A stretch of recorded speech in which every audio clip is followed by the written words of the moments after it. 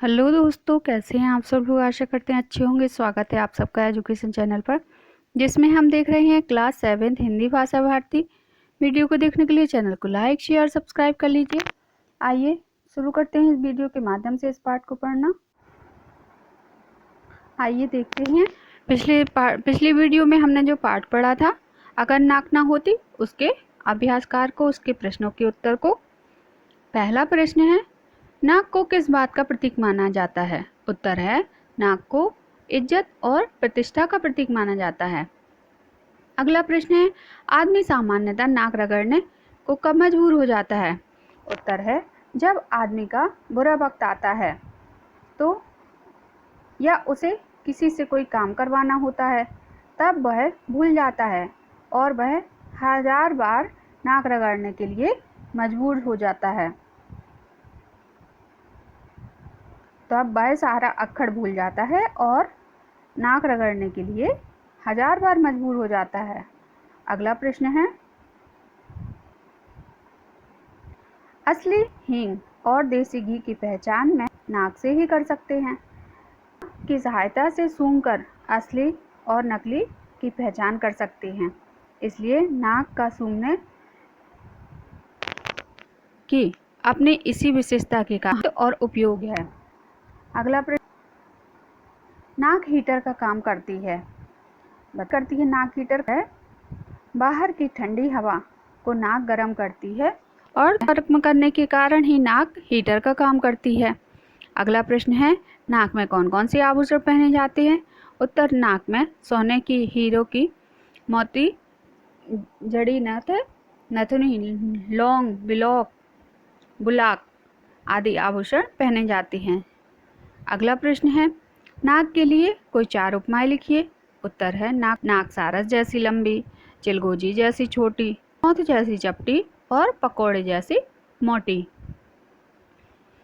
अगला प्रश्न है, कर्मेंद्रियों को उनके कर्मों के लिए करती हैं, उससे मिलान करना है। जैसे सूंघना कहाँ से होता है, नाक से। देखना कहाँ से, आँखों से। छूना कहाँ से, त्वचा से। कान का क्या काम है, सुनना। तो ऐसे इनको मिला लीजिए। अगला प्रश्न है, इस पाठ में आए हुए तत्सम तद्भव देशज विदेशी शब्दों को छाट कर लिखिए। उत्तर है, तत्सम शब्द है मनोवैज्ञानिक, मृत्यु, उच्छ्वास, प्रदूषण, पर्यावरण। और तद्भव शब्द है ब्याह, रूठ, सहेली, हेकड़ी, शिख, नख, पाँव। और देशज शब्द है छोछक, नकटा, नथुनी, बुलाक, असली, नक्सुरा, छन्ना। विदेशी शब्द हैं cooler, TV, fridge, plastic surgery, cutlet आदि। अगला प्रश्न है, निम्नलिखित संबंध बोधक अव्ययों का प्रयोग करके वाक्य, जैसे कि सामने के, बिना के, नीचे, ये अव्यय शब्द हैं, इनका प्रयोग करके वाक्य बनाना है। उत्तर है, मेरे घर के सामने स्थित वे बैठते हैं, उस पेड़ के ऊपर पक्षी रहते हैं, बालक माता पिता के बिना सुस्त दिखते हैं, रविंद्र के बदले उसके साथ मोहन खेत की ओर गया, क्योंकि उसकी अपेक्षा मोहन ताकतवर है। तो यहाँ इनका प्रयोग करके वाक्य बना दिए हैं।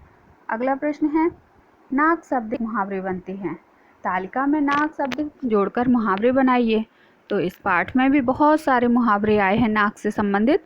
आप उस पाठ को पढ़कर उसमें से भी छांट के लिख सकते हैं। पिछले वीडियो में हमने पढ़ा है, जैसे कि यहाँ देख लीजिए, नाक रखना, नाक कटना, नाक फुलाना, नाक रहना, नाक के नीचे। नाक का अर्थ सहित इज्जत अर्थ है, जैसे नाक रखना इज्जत का बचाव करना, नाक कटना इज्जत चली जाना, नाक ऊंची करना सम्मान बनाए रखना, नाक फुलाना गुस्सा हो जाना, और नाक रहना इज्जत या सम्मान बना रहना, नाक नीचे उपस्थिति में परेशान रहना कर। तो ये सब इसके मुहावरे हैं। अगला प्रश्न है, शब्दों के पीछे दिखाना शब्द जोड़ने से बने मुहावरे को वाक्य में प्रयोग कीजिए। जैसे आँख दिखाना, मुझे आँख दिखाना महंगा पड़ेगा। अंगूठा दिखाना, उसने पैसे लौटाने के बजाय अंगूठा दिखा दिया। दांत दिखाना, उसने दांत दिखाए तो मुझे उस पर रहम आ गया। पीठ दिखाना, कायर युद्ध में पीठ दिखाकर भाग गए। जीभ दिखाना, जीभ मत दिखाओ। आईना दिखाना, मैंने उसके व्यवहार का आईना दिखा दिया। अगला प्रश्न है, कितना और अगर शब्द जोड़कर 5 वाक्य बनाइए। तो ये वाक्य देख लीजिए। कितना अच्छा होता अगर वह परीक्षा में पास हो जाता। कितना अच्छा होता अगर मेरा मित्र आज यहाँ आ जाता। कितना अच्छा होता अगर वह मेरी सहायता कर देता।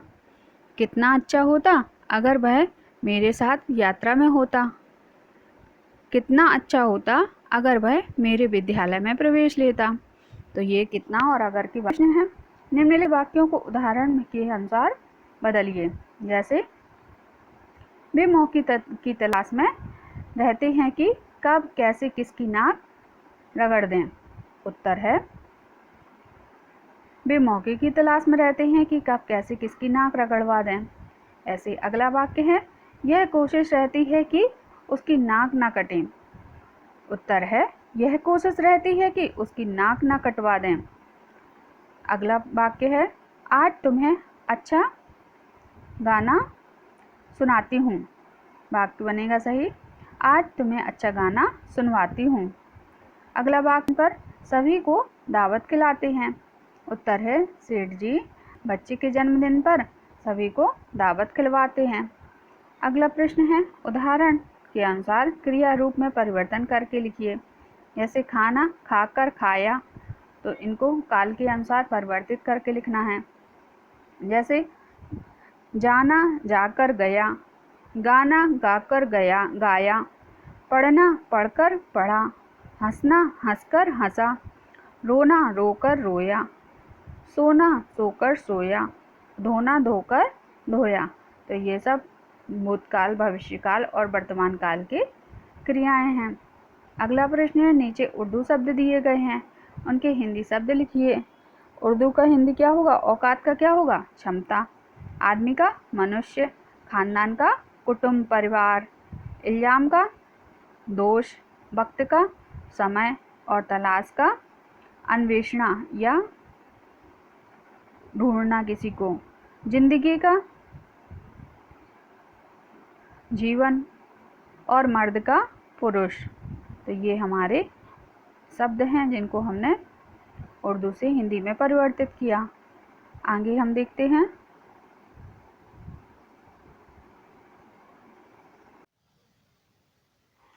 अगला गद्यांशों की व्याख्या कीजिए। तो इस गद्यांश को आप पढ़ लीजिए, हम इसकी व्याख्या करते हैं। संदर्भ है इसका, प्रस्तुत पंक्तियाँ अगर नाक ना होती नामक पाठ से अवतरित है। इसके लेखक गोपाल बाबू शर्मा जी हैं। प्रसंग है, इस पाठ में लेखक ने अपनी व्यंग्य शैली में नाक के रखने या नाक के कट जाने जैसे मुहावरों का प्रयोग करके बताया है कि आदमी इस खातिर ना जाने कितने आडंबर युक्त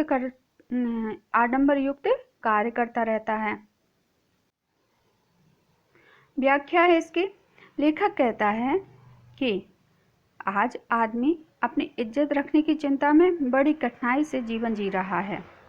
अपनी नाक रखने की चिंता में हमेशा लगी रहती है उसको।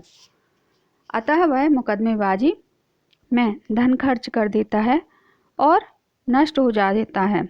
चाहे उसे ऋण लेना पड़े, फिर भी विवाह, भात, छोचक जैसे कामों के लिए के ऊपर आंख बंद करके खर्च करता रहता है। लोग बच्चे को जन्म की खुशी में दावत देते हैं, साथ ही वे मृत्यु भोज देकर भी अपना नाम कमा लेने की बात करते हैं। उनकी उतनी हैसियत ना हो पर भी कितना भी महंगा टीवी हो, फ्रिज हो, कूलर हो, इन सबको वे खरीदते ही हैं। किस्त का ऋण चुकाने के लिए वे परेशान हो जाते हैं, परंतु उन्हें अपनी नाक नीची होने के भय हमेशा सताता रहता है। अपनी नाक रखने के लिए वे गलत से और अनुचित काम करने से भी पीछे नहीं हटते। अगली पंक्तियां हैं यहाँ गद्यांश की, इनको पढ़ लीजिए। संदर्भ पूर्वानुसार है। प्रसंग है इसका, अपनी इज्जत रखने के लिए आदमी अनेक तरह की कोशिश करता है। व्याख्या है, आदमी यदि अपनी इज्जत बचाना चाहता है तो उसे अच्छा खासा परिश्रम करना पड़ता है। आज आदमी की नाक बड़ी जल्दी ही चली जाती है। इस काम के लिए उसे किसी हथियार आदि का प्रयोग भी नहीं करना पड़ता। अकेले उस आदमी की ही नहीं, उसके परिवार के, उसके संबंधी लोगों की भी नाक चट से कट जाती है, उनकी इज्जत चली जाती है।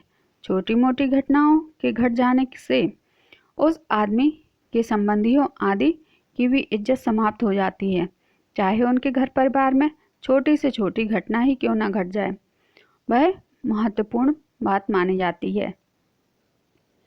अगले गद्यांश की पंक्तियां हैं, इनको पढ़ लीजिए। संदर्भ पूर्वानुसार है। प्रसंग है, आदमी के ऊपर बुरे समय के आने पर भी उसे अपनी इज्जत बचाने के लाले पड़ सकते हैं। व्याख्या है, आदमी के जब खराब दिन आते हैं तो वह अपना सारा अक्कड़पन भूल जाता है।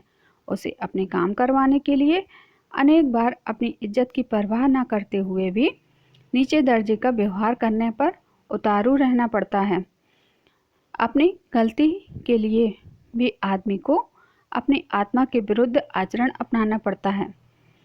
ऐसी विपरीत दशा में कुछ लोग जो जलनशील स्वभाव के होते हैं अथवा जो बदला लेना चाहते हैं, वे भी अपने ऐसे मौके की तलाश जारी रखते हैं जिसमें वे अपने विरोधी की नाक काटना चाहते हैं, वे उसे नीचा दिखाना चाहते हैं। अगला गद्यांश से इसको पढ़ लीजिए। संदर्भ पूर्वानुसार है। प्रसंग है, बहुत जल्दी ही नाराज हो जाने वाले आदमियों पर व्यंग कसा जा रहा है। व्याख्या है, लेखक कहता है कि कुछ लोग इस तरह के होते हैं कि वे छोटी छोटी बातों पर नाराज हो जाते हैं। उनसे चाहे उनके फायदे की बात ही क्यों ना हो की जाए, परंतु फिर भी वे अपनी नाक फुला लेते हैं, अर्थात अपना क्रोध प्रकट कर बैठते हैं। इस तरह नाक से संबंधित अनेक बुराइयां हो सकती हैं, अनेक कमियां हो सकती हैं, परंतु हमें यह भी ध्यान रखना चाहिए कि नाक से अनेक लाभ भी होते हैं, क्योंकि शरीर के एक अंग होने की दशा में नाक अपना अलग ही महत्व रखती है, जिसे कटने से बचाए रखने के लिए अति खर्चीले काम भी करने पड़ते हैं। यहाँ शब्दार्थ देख लीजिए। मुहाल कठिन, औकात हैसियत, हेकड़ी अक्कड़, अड़ना फ्रंट मुकाबला या सामना, नक्कुसाह अपने आप को बड़ा समझने वाला, निश्वास श्वास निकाल देना, बिना सांस लिए रहना, नाक नीची होना, अपमानित होना, नाक बचाना, सम्मान की रक्षा करना, भात चोजक, विवाह अथवा बच्चे के जन्म के समय मामा के द्वारा दिया जाने वाला भेंट, फुरेरी, सीख व तिनके के सिरे पर लिपटी हुई रुई, इत्र तेल आदि चुपड़ा जाता है। चौथ, गाय भैंस का गोबर, सुतवा लंबी पतली उच्छ्वास, लंबी सांसें, गहरी सांसें, नाक रखना, सम्मान रखना, नाक जमाना, प्रभाव छोड़ना, नाक चने चबाना, बहुत कष्ट सहना, असम्मानित होना, अनादरित होना, मानना, मान मैं तेरा मेहमान, जबरदस्ती करना, नाक फुलाना, रूठ जाना, हाथ के तोते उड़ जाना, घबरा जाना, नानी याद आना, बड़े संकट में पड़ जाना, ना बैठने देना, चैन न लेने देना, नाक नाचना, परेशान करना, सिर खाना, परेशान करना, नाक का बाल बनना, बहुत प्रिय होना, आँख दिखाना, हीनता प्रकट करना, पीठ दिखाना, घर के लिए भाग जाना, नाक रगड़ना, मिन्नतें करना, गुस्सा नाक पर रखा होना, जल्दी नाराज हो जाना, सोने में सुहागा, बहुत अच्छी वस्तुओं में भी अधिक अच्छाई, चार चांद लगाना, सुंदरता बढ़ जाना, नाक पर मक्खी तक ना बैठने देना, अपने विरुद्ध कुछ भी ना सुनना, नाक के नीचे होना, उपस्थिति में, मौजूदगी में, नाक रहना, सम्मान बचे रहना, मुंह की खाना, घर जाना, अपमानित होना, सिंगटा दिखाना, बेवकूफ़ी बना देना, प्रार्थना न सुनना, दांत दिखाना, हीनता प्रकट करना। यहाँ ये पाठ हमारा समाप्त होता है। आगे की वीडियो में आगे के पाठ को पढ़ेंगे। धन्यवाद।